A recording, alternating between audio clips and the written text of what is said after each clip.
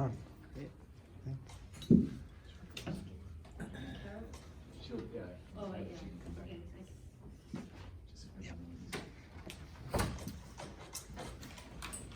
Good afternoon, everyone. I, as you know, normally teach online, and I really miss the classroom, so it's good to be here in person with all of you. Sean has invited me to share a bit about German idealism. Originally, I was going to lecture on Whitehead, but I'm teaching Whitehead this semester, and to be honest, I kind of want a break. And Sean and I both agreed that German idealism might be, I mean, these are both, Whitehead and German idealism are both huge topics, and I'm just going to kind of introduce German idealism. It is a roughly 25-year period that I'm going to focus on, between 1781 and 1806, from Immanuel Kant, when he wrote his first critique of pure reason in 1781, and 1806, when Hegel was actually in the process of writing the Phenomenology of Spirit, but he, in a letter, said that in the process of writing it, he believed he had reached the end of philosophy, and what he had worked through, in effect, brought an end to what Kant initiated, but really what the whole history of philosophy had been working up to. So it's 25 years. A lot happened in those 25 years. This way of breaking up the period is, it's sort of a helpful approach to zero in on what's really important, but certainly philosophy continued after 1806. Hegel kept writing, Schelling kept writing, but a lot of the action took place in this time frame. And there's a German idealist scholar and anthroposophist named Eckhart Forster, who wrote a great book called The 25 Years of Philosophy. So I'm borrowing his title to sort of bookend the period that we'll be focusing on. Forster also, as I mentioned in my essay that Sean shared with you, he compares this period of philosophy where Kant, Johann Gottlieb Fichte, Friedrich Schelling, Georg Wilhelm Friedrich Hegel, lots of Friedrichs in these names, and Johann Wolfgang von Goethe. Forster compares the philosophical activity among these thinkers at this time to Plato, or Socrates, Plato, and Aristotle in ancient Greece, in terms of the depth of insight achieved and the importance of what was accomplished. So this is like a really important, almost singular moment in the history of philosophy. Why is that? Well, I think their problems are still our problems. Socially, politically, ecologically, scientifically, we're still struggling to understand the human being's relationship to nature, to understand the individual's relationship to society, to understand the nature of the state and how we are to organize politically. This is exactly what the German idealists were struggling with. And so a lot of the questions that we may raise today, the problems we may try to solve, would be at least assisted, if not, if not even solved, by the conversations that these thinkers were having. And they were having conversations with each other. Their books really can't be understood alone. You can't just pick up the Phenomenology of Spirit and understand it unless you've read Kant and Fichte and Schelling and Goethe. They were all friends. Sometimes their friendships became so intense that they were enemies for a bit. And I'll talk about the biographies of these thinkers and their friendships as much as their ideas, because the ideas really did emerge in the context of their friendships.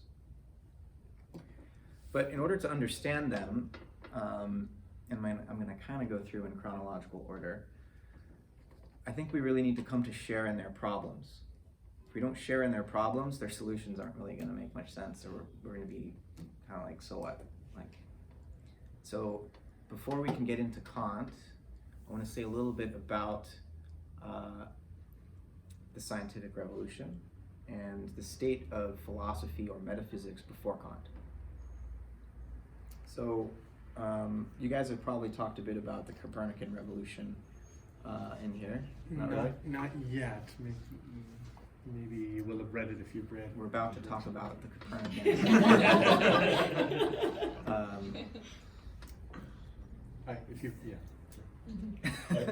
If you've read Coming Home, then you've read a little bit about it. I figured they were reading your book, yeah. So, in the 15th century, Copernicus was asked by the Pope to help improve the calendar because Easter wasn't falling on the right day. The Julian calendar at the time, no calendar's perfect, right? So he asked Copernicus to improve the calendar. Copernicus gets to work studying ancient manuscripts. Doesn't really look at the sky very much. He was looking at tables recording planetary motions that had been written down years prior.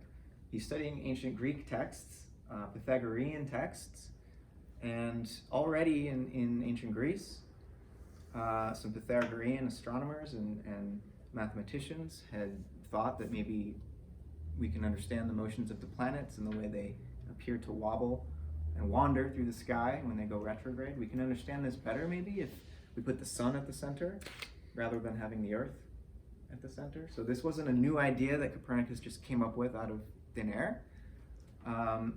So he starts playing around with the geometry and comes up with this model that he lays out in a book called On the Revolutions of the Heavenly Spheres. And he publishes this after he dies in 1543. And this is usually considered to be the beginning of the scientific revolution.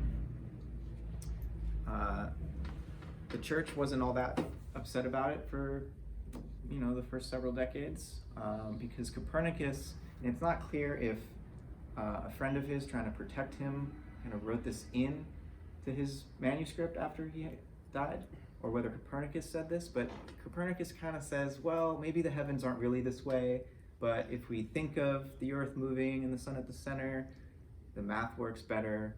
So he wasn't, at least as the book was published, it wasn't like he was saying that the sun really is at the center. Later on, once you get to Galileo, he starts saying, no, this is really a new picture of the universe.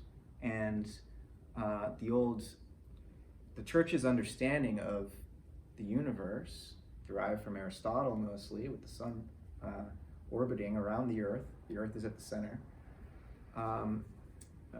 Galileo began to challenge that, and that really upsets the church's understanding of who's in charge, who has intellectual authority to tell us what the universe is.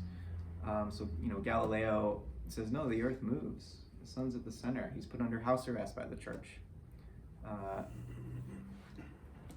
Galileo also really inaugurates the modern scientific method using mathematics and precise measurement to observe motion and calculate and predict, the arc of a cannonball, the speed of falling objects. For thousands of years, since Aristotle, everyone assumed that heavier objects fall faster than lighter objects. Apparently nobody did the experiment. I mean, when you have air, it's easy, obviously there's air resistance, so the paper doesn't fall as fast as the pen. But if you have two objects that have different weights but are more or less the same shape, so air resistance isn't a factor, it turns out, as Galileo observed, they fall at the same rate. 9.8 meters per second is a constant rate of acceleration. And so Galileo's doing all these experiments, using mathematics and splitting up nature into measurable characteristics, what he called primary characteristics like mass and weight, dimensionality, velocity, and secondary characteristics, which Galileo said it's everything that's added by our perception. So color, scent, smell, etc. And for Galileo, all those secondary characteristics or secondary qualities are not relevant to science. Science is only concerned with what can be measured and mathematically calculated. So around the same time, you've got a philosopher named René Descartes, who's thinking about the metaphysical implications of this new scientific method. And whereas for Galileo, it's just a method, he's not saying that, our consciousness, all the color and the scent, the sound, the taste, that these aren't real, that they're not somehow part of the universe. Descartes thinks they're real too, but Descartes comes up with a new metaphysical formulation where there's a material substance and a mental substance. And all the stuff that science deals with is material substance. It's extended and it can be geometrically measured, right, in spatial terms. Descartes was, one of his major innovations was to bring algebra and geometry together to create the coordinate grid where you can track x and y axes and really understand motion in a new way, which then Newton elaborates on into a calculus, Leibniz also. So you got this new mathematical method. You have this new understanding of the human mind as set apart from the rest of the universe, which is just matter in motion obeying mathematical laws that the mind is able to understand.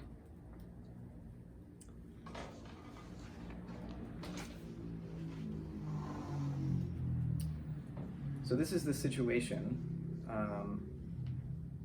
that Kant is inheriting. He was studying Newton's understanding of the universe very closely, very interested in astronomy. Kant came up with one of the earliest sort of proto-evolutionary understandings of the evolution of the solar system, the nebular hypothesis, that there was sort of this cloud of gas and it gradually separated into the sun and the planets. So he's really excited by this new scientific approach to understanding the nature of the universe. But Kant is a little worried about the way that this mechanistic understanding of the universe is encroaching more and more upon the human soul and upon religion and our sense of morality. Because if the whole universe is a machine, all of nature can be understood according to these deterministic laws. Our bodies are part of nature, right? They're extended in space. They seem to obey these laws. What's to prevent us from just eventually understanding the human being as some kind of sophisticated automaton, right? Now, of course, Descartes had separated the mind from anything extended or material precisely to protect it, right? Even Galileo, he would say, what was his famous saying? Science tells us how the heavens go, and religion tells us how to go to heaven, right? So he wasn't saying religion didn't have a place. Descartes wasn't saying religion didn't have a place. He thought the realm of the soul was still a realm that the church had authority over, but the realm of nature had to be given over to scientists, right? So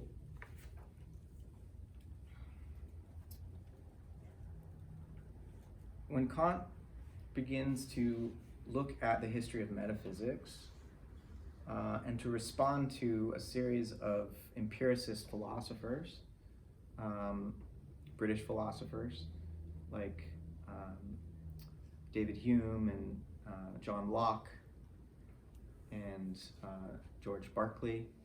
These are all empiricists, and these empiricists were challenging the scientific worldview in some ways by pointing out how Hume, for example, famously pointed out how while Newton is saying that there are these causal interactions taking place in the natural world, if we look at our experience for Hume, we only have knowledge of things because they arrive through our sensory experience, right? So there's nothing in the mind that isn't first in the senses.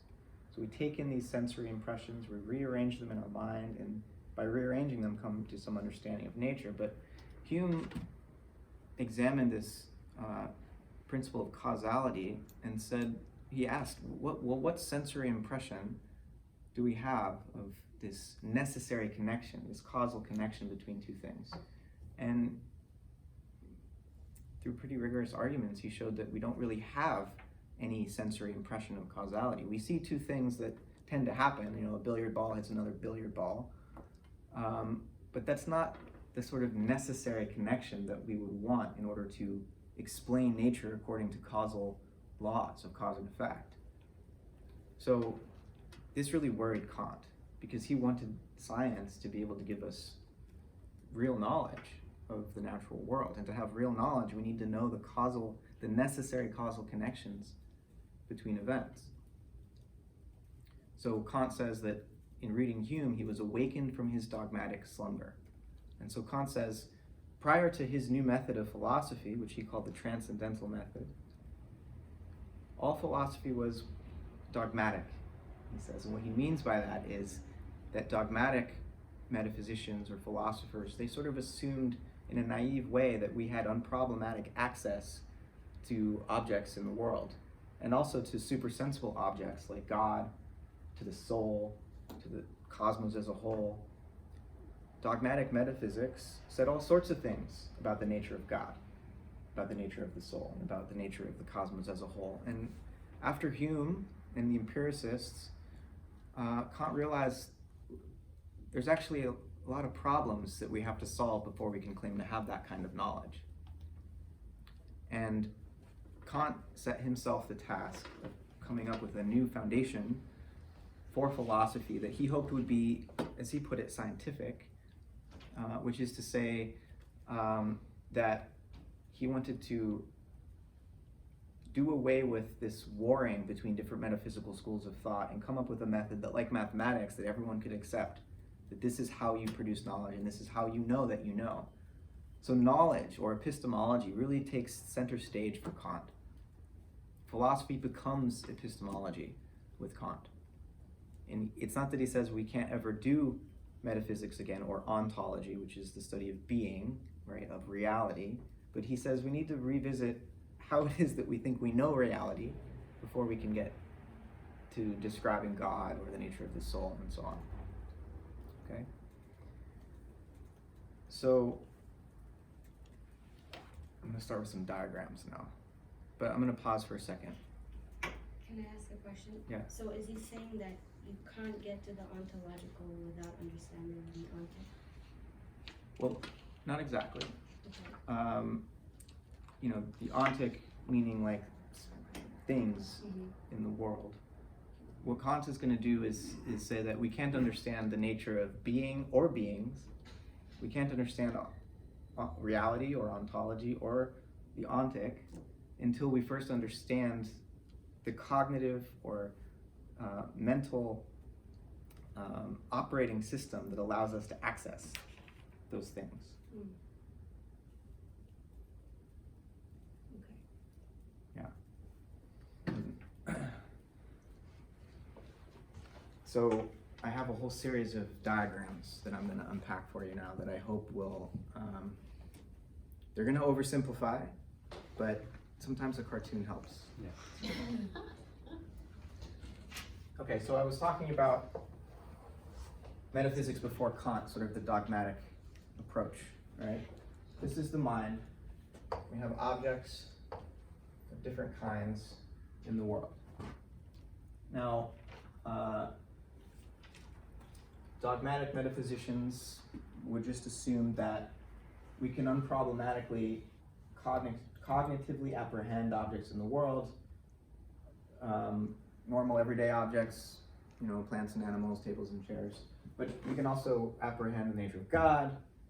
We can apprehend the nature of the soul and the cosmos as a whole. And Kant's challenging that, and I'll explain how in a second. But with the empiricists, there's the simple idea that there's nothing in the mind that wasn't first in the senses, right? So we have a sensory experience of the circle, and we have an impression of it in the mind, and we can then, once we've received the impression of the circle in our mind, maybe say this circle is yellow. Well, we can split off the yellow from the circularity of it, and then we have another impression, say, of a blue triangle. Well, we can take the yellow from the circle, take the blue from the triangle, and swap them. The mind can make all these associations. It can detach things It can rearrange the qualities of the objects in its experience. And for the empiricists, that's all the mind does. It's rearranging different aspects of our sensory experience. The mind itself is a blank slate, according to John Locke. It starts off blank. The senses feed it all the information it has. Now, that's the empiricist picture. There are also ancient pre-Kantian idealists like Plato, for whom we don't learn anything through our senses. The Meno, right? This dialogue where Plato unpacks how actually our knowledge of things in the sensory world comes through our participation in the realm of ideas. So there's an idea of a triangle, of a square, of a circle, and some sort of a realm of eternal forms, Platonic heaven, right? So, this is a really numinous, like, shiny domain, and we know the circle out here because the same form is participating in our idea and in the object. And so when we come to know a circle, we're not coming to know it through our senses, we're actually remembering it. It was already, we were already in some way unconsciously, we had an unconscious knowledge of it that we needed to be reminded of it maybe by the sensory appearance, but the knowledge is coming through our participation in the form, which already existed. It's Plato's theory of anamnesis, or recollection. Right? So this is the picture before Kant. There are these different approaches and understandings of knowledge. Now, what had sort of been assumed in all of this was space and time, right? The space that these objects exist within, and the time in which they change their positions. And so Kant's genius was to add another dimension to this.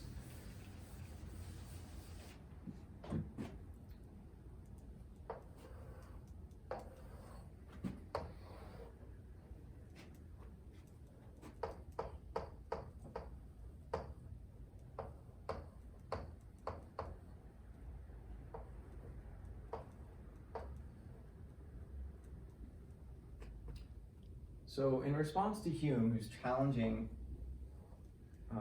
the assumption that we have some experience of causality, that we can just know necessary connections between things, Kant says, wait a minute, rather than thinking of knowledge as a subject coming to know objects and conforming to the objects, Kant institutes what he calls a Copernican revolution in philosophy. He inverts this picture. He puts the subject back at the center and says the objects that we're trying to know, they have to conform to our way of knowing. So the subject becomes the center of the epistemological picture now. The subject has these ideas or categories pre-installed, and these categories have logical relationships to one another. So Kant is conceiving of the mind not as a blank slate, but it's like a laptop that you buy that already has the OS pre-installed. We have this, to use a kind of crude computer metaphor, we have an operating system pre-installed in our mind. There's a set, Kant says, of 12 categories that we use to think with, to determine the nature of all the objects of our experience. So when natural scientists like Galileo or Descartes or Newton think they're discovering causal relationships between objects and nature, Kant would say what they're really doing is discovering logical relationships among the categories of their own mind. The lawfulness of nature, Kant says, is provided to nature by the structure of the mind. And then with this cone here, this is the other really interesting part of the move that Kant makes. For him, space and time are not out there in the world. They too are provided by the mind. He calls them forms of intuition. So these are the categories of the understanding, and then there are forms of intuition of space and time. And he'll say, we don't experience space. Space is necessary for there to be experience. If you really look at your sensory experience right now, your visual experience, it's colored surfaces, and they're moving. Space, Kant says, is not something you see, it's something that's necessary for the very possibility of sight. And not just sight, all of our senses give us some access to space, but Kant thinks that it is the organization of our mind provides space. And similarly, time isn't something that we sense. Time is something for Kant, it's a priori, it's before experience, and it makes experience possible. Now he says that time is an inner intuition and space is an outer intuition. So, time is in here, it's part of the mind. Space is part of the world, but this is the phenomenal world.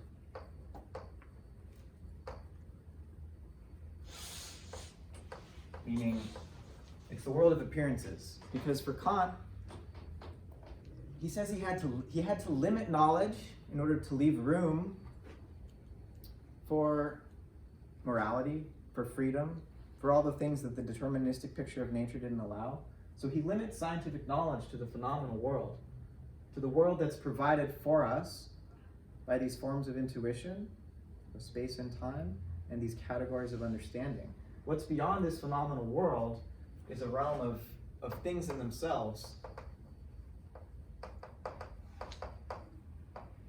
or noumena, you could say, which Kant just says, all we can say is that it's a bare X. It's there is something beyond our sensory organs and our concepts and our forms of understanding.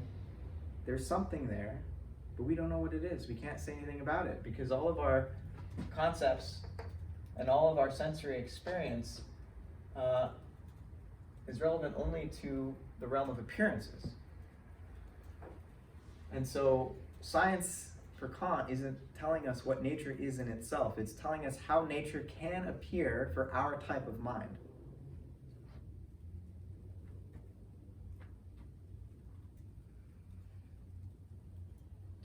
Great encapsulation of an extremely complex and difficult development. I imagine you would agree that this one way of understanding this picture relative to the clearly he's preserving the empiricist, trying to be true to the empiricist by saying that we know the world through our senses. We are getting something through our senses. Mm-hmm. But we can't say anything about what we're getting through the senses apart from the structuring capacity of the innate categories of the mind. So the innate categories of the mind, would you say, can be understood as an internalization of the Platonic worldview? Yes. Okay. Yes. So so instead of the categories being in some dogmatically asserted metaphysical realm out there, you have the same function going on with the categories of mind. Right. Okay. So Kant is definitely inheriting the Platonic tradition in some way. He tries to do without some of the metaphysical baggage, but he would say that these categories, there are 12 categories, Kant tells us, that are broken down into, there's 4 groups of 3, right? And these are categories like quantity and quality and relation, modality. I won't go through all of them, but the point for Kant is that these are the necessary and universal categories in terms of which every object we think about, these are the categories in terms of which we understand every object in the world. And he would say, well, if you think there are any other categories, let me know. He thinks that these allow us to determine any object we could ever come across. Almost any object. I'll get to that in a second. Because this is sort of encapsulating Kant's critique of pure reason, where he's looking at theoretical reason, how we come to know objects in nature. He wrote 2 other critiques. He wrote a critique of practical reason next, which had to do with morality, which had to do with freedom, conscience, moral duty, and so on. And then he wrote a 3rd critique, the critique of judgment, which had to do with how we judge things beautiful, with experiences of the sublime. It also had to do with biology, with the purpose that we think we detect in the natural world when we look at organisms. The purpose manifest in what Kant called self-organization. He was the first one to talk about self-organization, where the laws of living organisms seem to behave in a different way. They're different laws than the rest of nature, which behaves mechanically. So he recognized that when we get to organisms, we can't understand them according to the same categories that we used to understand the rest of nature. We don't have the categories, Kant says, to understand how the self-organization of living things is possible. And this opens a door for the German idealist thinkers that come after him. So, in order to show you how what happens in the critique of judgment, Kant starts to, as I said, explore a form of causality that, rather than being mechanical, where a cause is external to an effect, there's sort of a linear sequence of cause, effect, in the biological world, there's a circularity. Causes and effects are internal to one another. This is self-organization or self-production, where organisms are bound in a membrane, and in that membrane, the chemistry is such that it catalyzes. It's autocatalytic is the term for it. So the chemistry is such that it creates this process whereby products support the it's called metabolism, right? So there are certain chemical products that catalyze reactions that then in turn catalyze the production of the original products. And so you get this circularity that allows us to stay alive, to digest food, to assimilate food from our environment, and release waste. It requires this circularity. So living things like this tree here, they exhibit a form of causality that's found nowhere else in nature, and so in a way are exhibiting a form of purpose, or teleology is the technical term for this. And there's a way in which this makes, these are the roots of the tree penetrating through the phenomenal realm into the noumenal realm, because there's a way in which, for Kant, life becomes almost like a symbol or an example of the way that ideas can participate in nature. Ideas that, in the diagram before, were only inside the mind, are seemingly exhibited in this circular activity, this self-organization of organisms out in the world. And in the critique of judgment, Kant begins to wrestle with this issue, right? So the roots of organic life, they participate in this noumenal realm. And Kant also, in this same dialogue, is contemplating beauty. And so in a similar way to Plato, for whom he has these three big ideas, the true, the good, and the beautiful. Of all those ideas, the beautiful is the one that's closest to the sensual realm, to the realm of appearances. It's sort of like a portal to the ideal realm through the sensory realm. And Plato writes about this in the Symposium. Beauty can lead us to the good, as long as we don't mistake the appearance for what it's aiming for. Right? So Kant, he contemplates beautiful sunsets, where he says beauty is an example of the way that our mind and our cognitive apparatus can exist in harmony with the natural world. That when we experience the beauty of a sunset, or a beautiful oak tree, there's a certain harmony that starts. There's a resonance that takes place between our faculties, our mental faculties, and the world around us. And this is the experience of beauty for Kant. So it's starting. This experience of beauty, as Kant understands it, is starting to break down this gap between the mind and the natural world. In this dialogue, or in this book, Kant didn't write dialogues. It'd be nice if he did.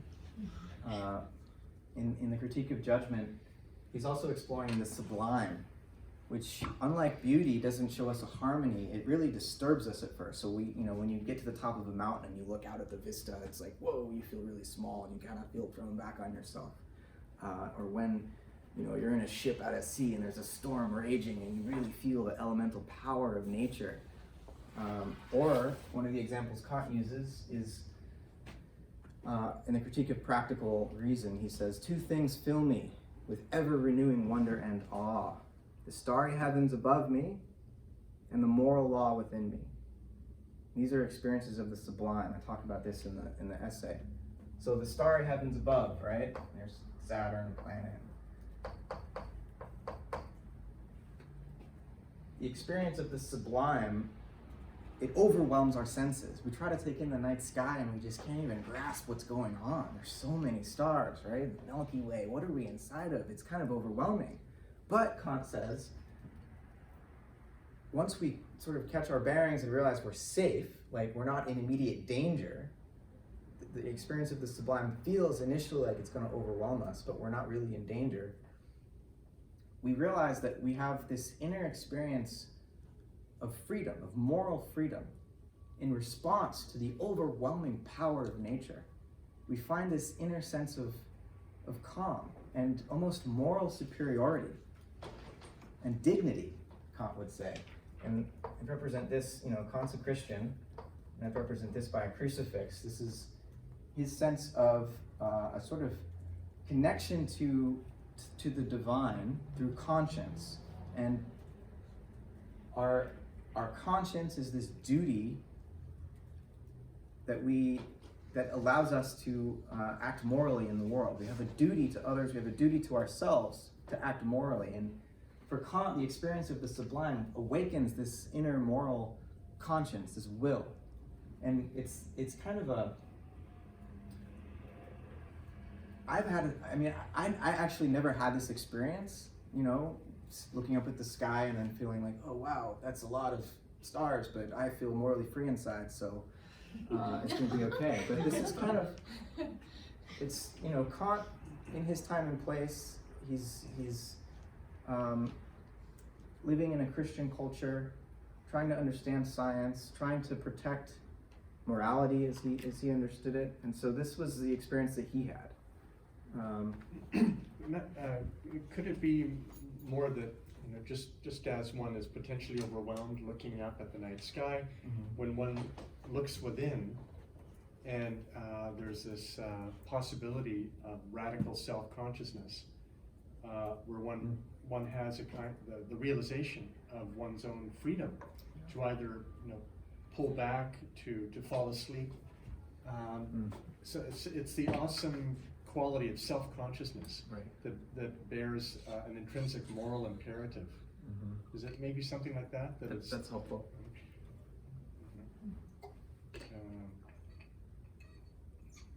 How many times have you gotten to look at a beautiful night sky?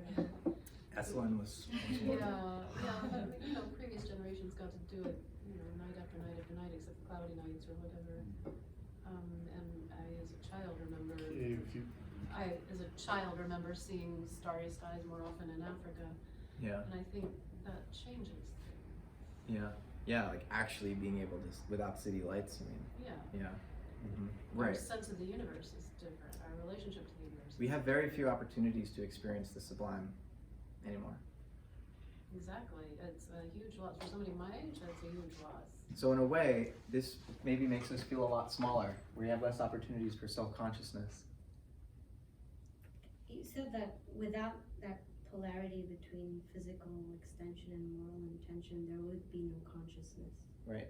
We exist in that tension. I just don't understand why it has to be a moral intention.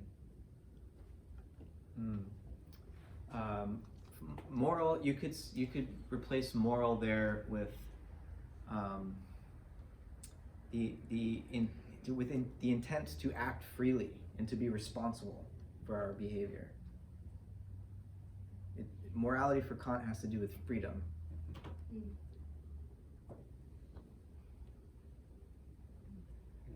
See, because if Newton is right and everything outside is, if the natural world is totally determined, then you know, either we're totally determined, or we have the possibility to be free, right? And if we become aware of that as an act of consciousness, self-consciousness, then we're faced with really, an existential choice to either affirm our freedom that we're not machines, or to simply fall asleep. So self-consciousness at a certain point becomes necessarily ethical on this question of freedom. Are we free or are we machines? So, yeah, as Matt's saying, this problem of freedom and self-consciousness is what he's trying to get at. So you're right. So in a way, what Kant is doing is he's saying, he says, I have to limit freedom. I have to limit knowledge in order to make room for freedom, because the knowledge he's talking about is the Newtonian picture of nature, and he's limiting that to just the realm of appearances. He's leaving room for freedom because he's saying there's this noumenal realm of things in themselves that's beyond science's ability to know. So freedom becomes more important than knowledge. Yeah. Good job. Exactly. Freedom, Kant would explore freedom in terms of what he called practical reason. Think of practice. It's our engagement with the world, our exercise of our freedom. And that for Kant it becomes the center of philosophy. Practical reason, the exercise of freedom, not theoretical reason or knowledge. So how does the categorical imperative play a role in all of this? I was hoping to avoid that. Yeah. Kantian morality, I was hoping to avoid it because it's hard for me to talk about without a bias. It's okay. Well, I'll just say, Kant's categorical imperative, it's a very austere way of thinking of what it means to be good. Because for Kant, if you act out of love, Kant would say, well, that's self-interested, because love makes you feel good. You have to act out of duty, he says. And it's very individualist. It's a sense of, not individualist in the more modern sense, but individualist in the sense of a moral act is between you and God, basically. And you have to make that decision within yourself, following your own conscience, because that's the right thing to do. And so there's no place for love in Kant's ethics. Would you say that's fair? Or am I? Well, it depends what we mean by love. I think he would. I think he is informed by the idea of a universal love, and the key here is universal. And this is where he's hoping to harmonize the theoretical and the practical reason, because the theoretical reason in Newtonian science is universal and systematic, and freedom or love, universal, unconditional love, right? If it's truly unconditional love, agape, it has to be universal. So it can't just be love because I love you, right? Whatever. I mean, if it's true love, it's got to be based on something that can be truly universalizable, and that's where the freedom starts to become, it intersects with universality. But it just seems a little contradictory to the idea of giving more space for freedom. Well, it begs the question of freedom. You're right. Yeah. It's gonna raise the whole question of what is freedom, and I want to make sure that Matt gets to that, because this is a key step in the. So where Kant leaves us, and the others pick up, is that he leaves us with this picture of saying, okay, knowledge is limited to appearances, which leaves room for freedom. Freedom is at least a possibility for us, even if we can't understand how it's possible. Kant thinks that beauty and the sublime, they give us some sense of how the freedom of the will and the determinism of nature might, through some underlying supersensible, meaning beyond our experience, some substratum makes it possible for freedom and the determinism of nature to hang together. This is a really hard problem. Like, how is it that I can freely move my body around and decide what to say if my body is a natural object that's part of the mechanism that's governing the motion of the planets and everything else? Kant says, well, the mind is the activity of our thinking. It's not part of nature. Everything that the mind apprehends and that appears to the mind, yes, we can understand it deterministically, except organisms. More to say about that in a minute. But at least freedom is possible if we limit our knowledge to the realm of appearances. There might be something else going on behind the scenes that allows us to make sense of this. He doesn't help us by telling us what that might be, but all he's trying to do is say freedom is possible. He also thinks we have a direct intuition of it. It's kind of hard to deny. Nonetheless, people do. So, organisms. What's going on with organisms? Kant said, I love this phrase, he said there would never be a Newton of the grass blade. He thought, as much as mechanistic science might advance, it's never going to be able to explain in a mechanistic way how life is possible. Now, if we fast forward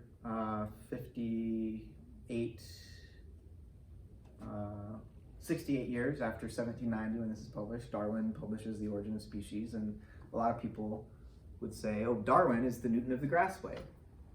Kant couldn't imagine it, but there it is. Darwin came up with his theory of natural selection. But wait a minute, that's a theory of speciation. It's a theory of how organisms change over time. It's not a theory of life. Darwin doesn't explain where organisms came from. He actually says in the last paragraph of Origin of Species, if you give me one free miracle, in the beginning the creator breathed life into one original form, then, according to the laws of natural selection, all the other organisms, the diversity of life could come forth. So Darwin's not the Newton of the grass blade. There's a way in which we might understand Goethe as doing what Kant thought was impossible, but Goethe is not a mechanistic thinker. So he's not the Newton of the grass blade, he's the Goethe of the grass blade. So we'll get to Goethe in a second. We have to do Fichte first. So Fichte travels to Königsberg. On foot. Where was he coming from? I don't know how far he traveled, but he really wanted to meet Kant. It's a long way. It's a long way.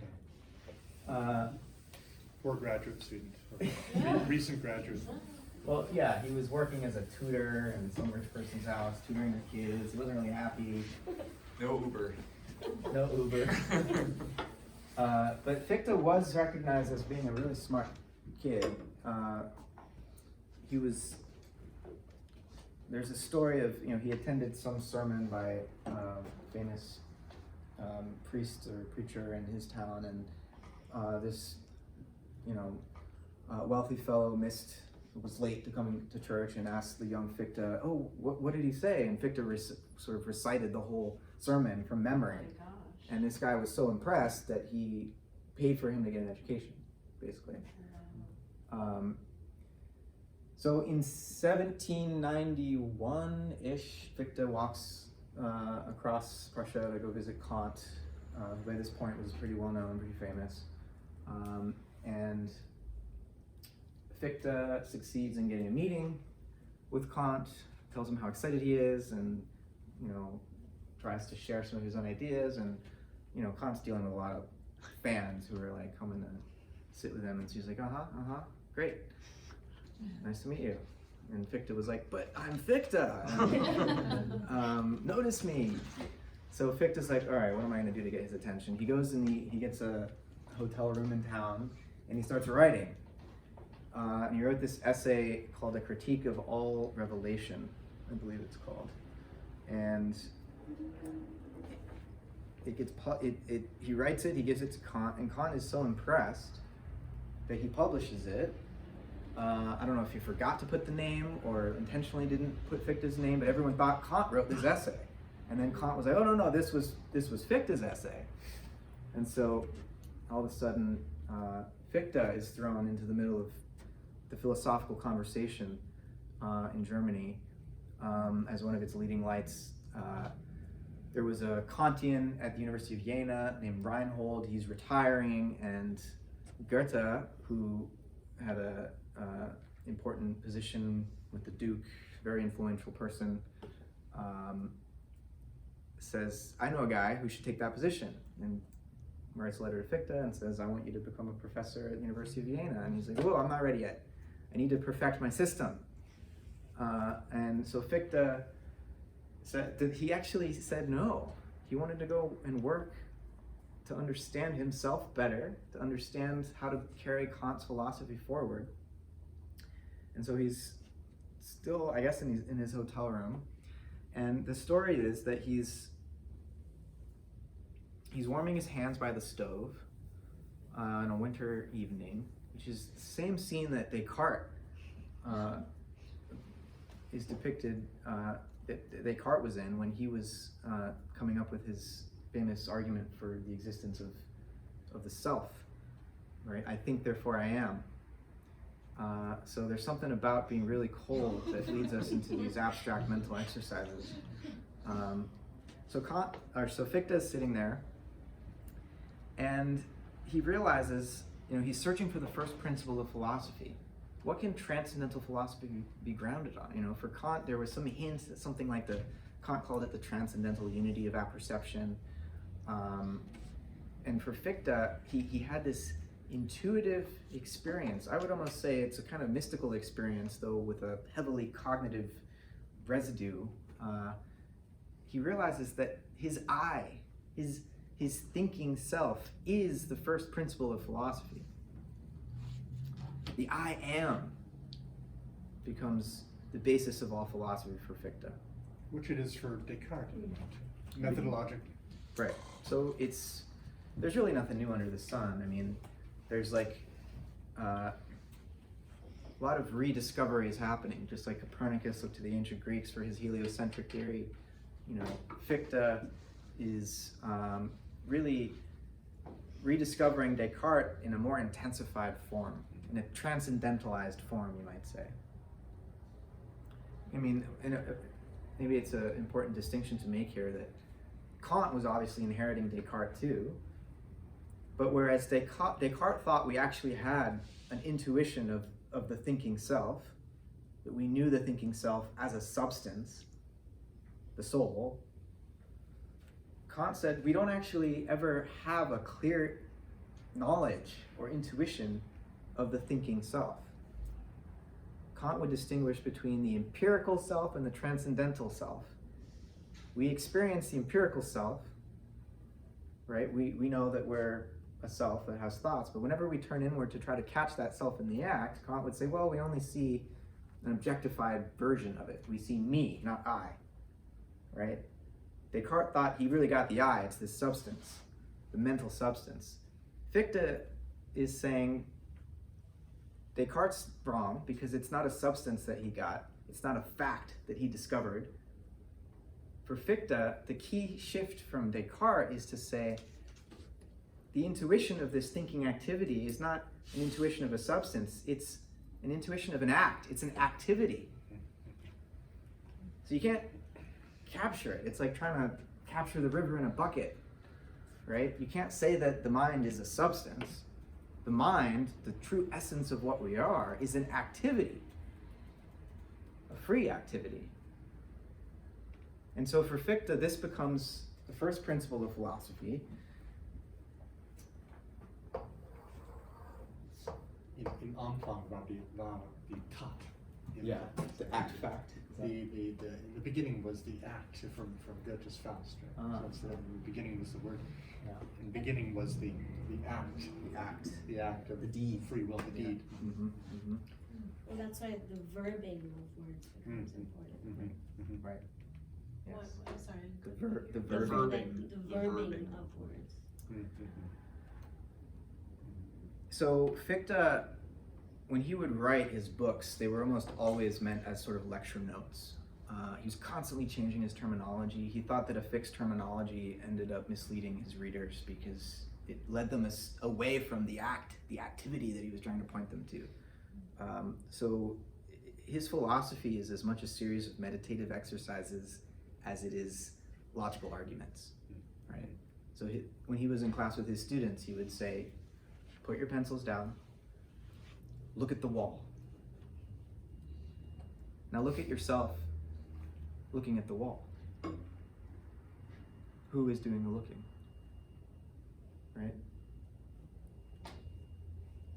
So he would try to get you to represent yourself observing objects, to represent yourself to yourself, not to arrive at some sort of finished idea of what you are, because you can't catch yourself in the act of thinking. It's really difficult. It's like, the Zen master pointing at the moon and all the students look at the finger instead of the moon. Fichte is a kind of Zen master in this way, and he's trying to teach us something like that can't be literally said. So, okay, there's a diagram for this. So the first principle of philosophy being the I, this differs from Kant, who just sort of has these 12 categories, these 12 categories of understanding. And it's like, well, where did they come from? They're just there, they're just pre-installed. And Fichte is saying, well, no, let me show you how this computer boots up. Okay, I'm sorry for the computer metaphors. I don't even like them myself, but it helps me convey the meaning. So rather than just having the operating system already on, right, and you just come and move the mouse and the screen is there. Remember, you guys have DOS, when the black screen and all the words going across the screen, and it took like 10 minutes for the computer. Fichte wants to go back to when we first pushed the power button to show us where do all these categories of understanding come from, right? And they come from a series of acts that then meet resistance and overcome the resistance. So whenever we engage in this self-conscious activity, the I encounters a not I. The subject encounters an object. And Fichte in his writings, and he's always doing this in a slightly different way, like he really made a point of not having a fixed way of describing this process. But through a series of deductions, he'll call them, which are not just sort of logical maneuvers, they're acts of consciousness that he wants us to live through. All of the categories of the understanding will sort of be deduced through a series of these deductions, so that he shows the process of genesis rather than just giving us the finished operating system, right? So he's not contradicting Kant, he's just showing how with one principle, the I, the activity of thinking, we can get to all of these categories of understanding. Not just that. So the free activity of the I. The free activity of the I produces all the categories that we use to understand the world, and produces the world. Now, it's easy to caricature Fichte as some sort of a solipsist who thinks that the entire world is projected by the imagination, and that there is really nothing out there. Fichte is the first to point out a contradiction in Kant, however, who, in a few places in the Critique of Pure Reason, talks about how the realm of things in themselves out here, beyond our experience, beyond the realm of phenomena where all these categories apply, Kant somehow forgets the limitations he put on one of his categories, like causality, and he'll seem to say that this noumenal realm out here causes our sensory experience, right? What is it that we're sensing? Well, there's some noumenal realm out there, and it's what is at the base of our sensory experience. It's causing our sensory experience. But wait a minute, how can causality apply beyond the realm of phenomena? Kant's breaking his own rules. Fichte realizes this, and it becomes the kind of springboard for him to say, there is no noumenal realm. Now, rather than seeing this as some sort of solipsism, you guys know this term where everything is inside of your mind, basically. You have your own personal matrix. The way a newborn baby sees everything. What's that? The way a newborn baby sees everything. Potentially, that's one way, yeah. It's like uber narcissism, right? Everything is a projection of your own inner processes, your own inner life. That's not what Fichte is saying. Because Fichte points out that for us to recognize ourself as conscious, for us to become self-conscious, we actually have to meet the resistance not only of this inner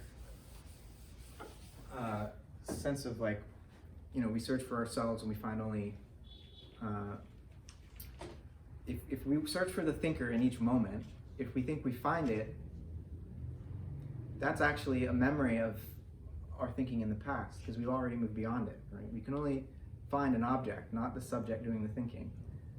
That process happens inside of our own thought process, but Fichte says we also encounter other self-consciousnesses. And part of being a free being is encountering other free beings and trying to find a way to support one another's freedom. So,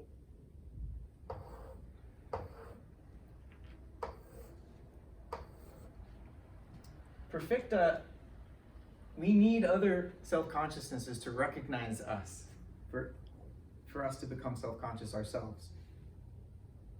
Self-consciousness isn't something we do by ourselves, right? You can think about this developmentally. The child is learning that it is a self by seeing the mother's face. The mother smiles at the child smiles back and gradually begins to differentiate. But without the mother's recognition, the child doesn't realize it's a self. And so Fichte imagines us as bound up in this ethical community where there's a summons, he calls it, of other self-consciousnesses, of other eyes that checks our freedom. And history is the gradual working out of a freedom, of a community of free beings, trying to figure out what sort of moral rules we can come up with, what sort of social self can contain us as individuals. So rather than think of the whole world as a projection of myself, we can think of the world of nature as a sort of intersubjective space. Fichte is a very anthropocentric thinker. So for him, where is nature in this picture? Well, it's this realm in between both self-consciousnesses here, or all the self-consciousnesses. It's an intersubjective domain. Nature isn't objective for Fichte. And so, because each of us is a free being, we want to maximize our expression of that freedom. And nature for Fichte represents it's just the resistance that helps us grow, helps us develop our capacity for freedom. And so there's a way in which, for Fichte, the goal of human history is really to overcome any resistance that nature might present to us, to turn nature into a stage for the exercise of human freedom. He certainly had no inkling of the potential ecological downside to this picture, right? Sorry, can you say that again? The goal of human history is to overcome any resistance. Nature checks our freedom. It prevents us from exercising our will. It limits us. And Fichte thought that through our practical action, that we could remake nature to support the exercise of our will more than it already does. And that this was the human project in a way to humanize the earth. It sounds kind of cynical, or kind of sinister is the word I was looking for. Become masters and possessors of nature. That's the Baconian and Cartesian imperative. Right.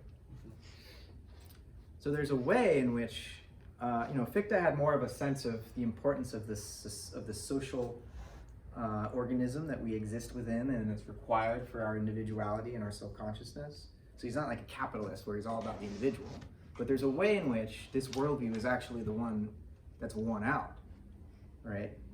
To the whole industrial mindset to remake nature to serve human ends is in a way an expression of a baser form of what Fichte is talking about.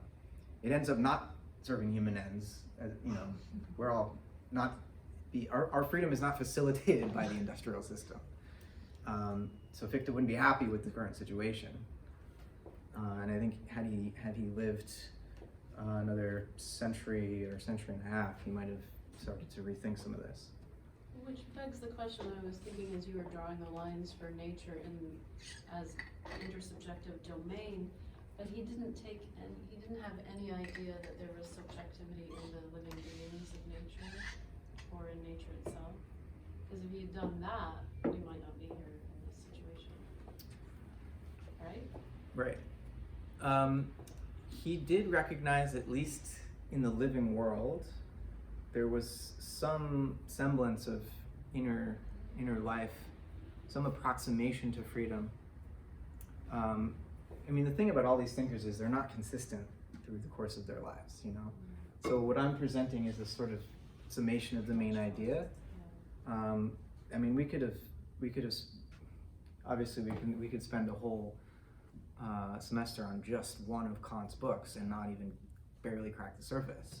So Fichte, you know, he wrote a number of books. He was always developing his thought.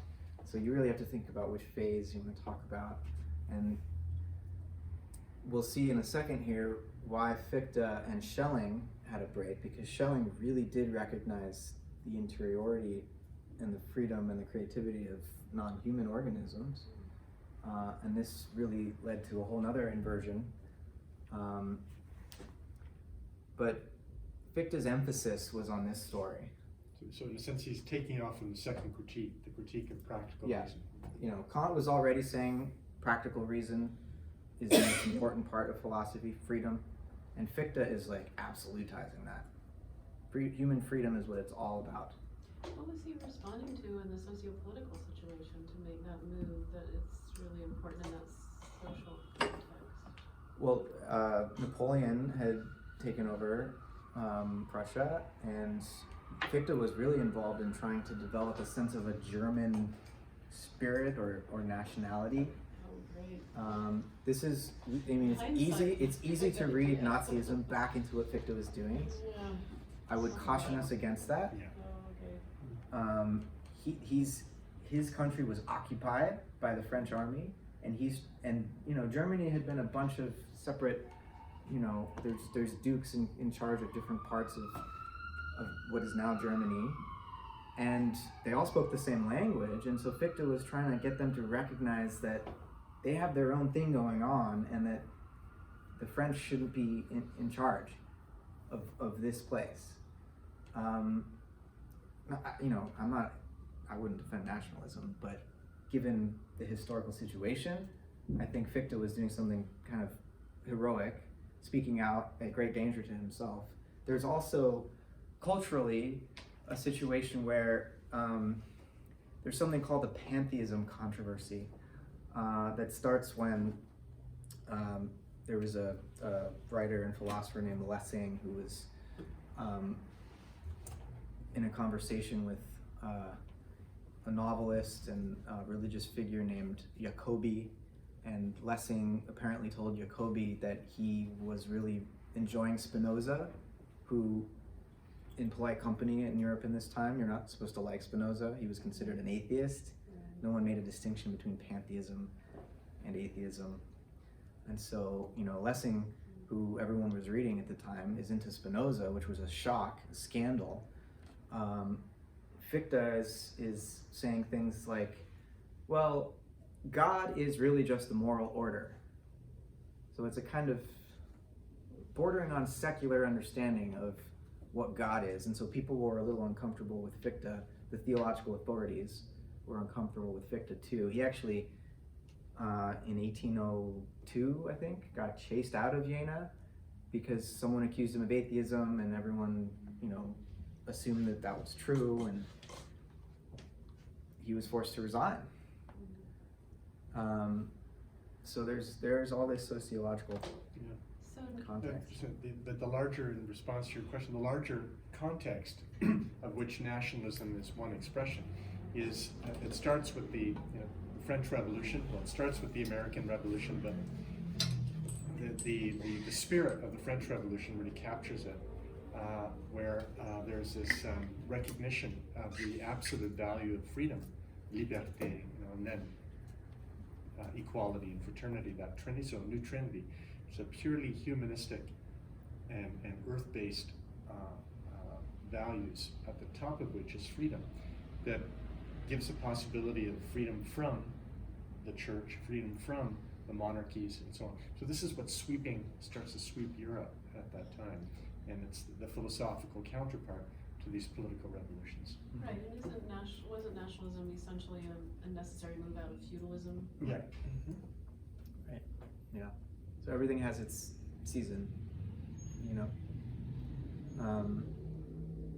So Fichte says famously, he says, what sort of philosophy one chooses depends on what sort of person one is. For a philosophical system is not a dead stick of furniture that we can reject or accept as we wish.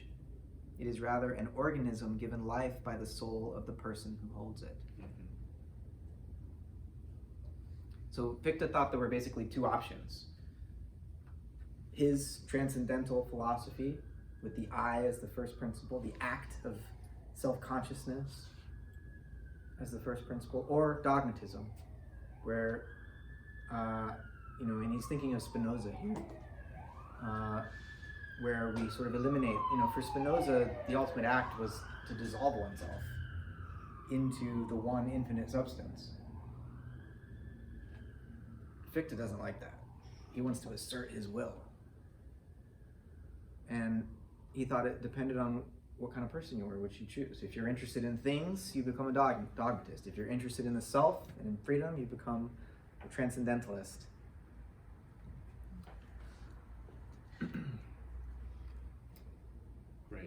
Great summation, and setting the scene for the next figure here. Should we do Goethe or Schelling next? Let's do Schelling. Yeah, we could break. Sure. Is it 4:15 usually break? Yeah, let's break. And then we can go into Schelling and Hegel. You might have to fold Goethe and I'll fold them in. Fold them in. Can I pause? Or? You have to stop. I'll I have to take stop. them together. Okay.